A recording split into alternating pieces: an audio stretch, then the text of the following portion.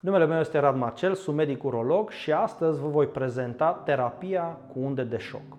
Această terapie a câștigat în popularitate și în domeniul urologiei, având aplicații importante în tratarea afecțiunilor frecvente, precum disfuncția erectilă, boala peironii, sindromul pelvic dureros din prostatita cronică. În acest video vă vom prezenta cum funcționează terapia cu unde de șoc și de ce poate fi o opțiune excelentă de tratament pentru pacienți. SVT, adică terapia cu unde de șoc, este o metodă neinvazivă care utilizează undele acustice de intensitate redusă și focusate pentru a stimula vindecarea și regenerarea țesuturilor.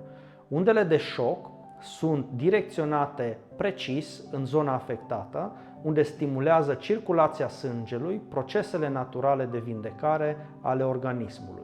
În cadrul procedurii SVT, undele de șoc focalizate sunt aplicate direct pe țesutul țintă, fie că este vorba de vasele de sânge de la nivelul penisului, de țesutul fibros în cazul bolii peironii de la nivelul penisului, în zona de prostată în cazul sindromului pelvic dureros din prostatitele cronice. Aceste unde de șoc creează microtraume la nivel celular, stimulând eliberarea de factori de creștere și formarea de vase de sânge noi. Aceasta favorizează o mai bună circulație a sângelui și procesele naturale de reparare celulară, ajutând astfel la regenerarea și refacerea funcției normale a țesutului afectat. Unde putem utiliza în urologie terapia cu unde de șoc? În primul rând, disfuncția erectilă. Terapia cu unde de șoc este o metodă promițătoare pentru pacienții cu disfuncție erectilă cauzată de probleme vasculare, prin stimularea fluxului sanguin, formarea de noi vase de sânge.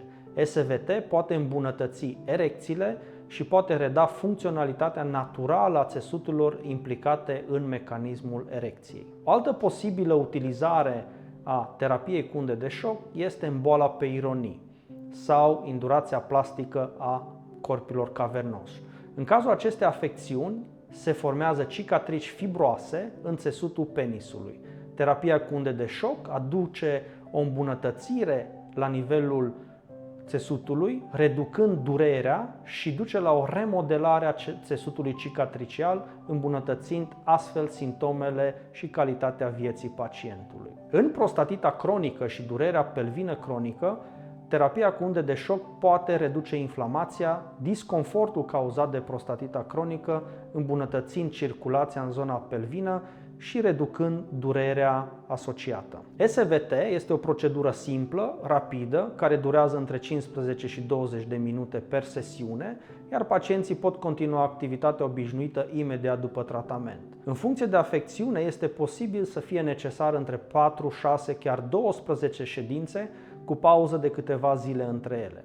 Tratamentul este de obicei bine tolerat, iar efectele secundare sunt minime și chiar inexistente, ceea ce îl face o opțiune sigură și convenabilă pentru tratament. Terapia cu unde de șoc oferă numeroase avantaje, fiind o terapie neinvazivă și fără durere.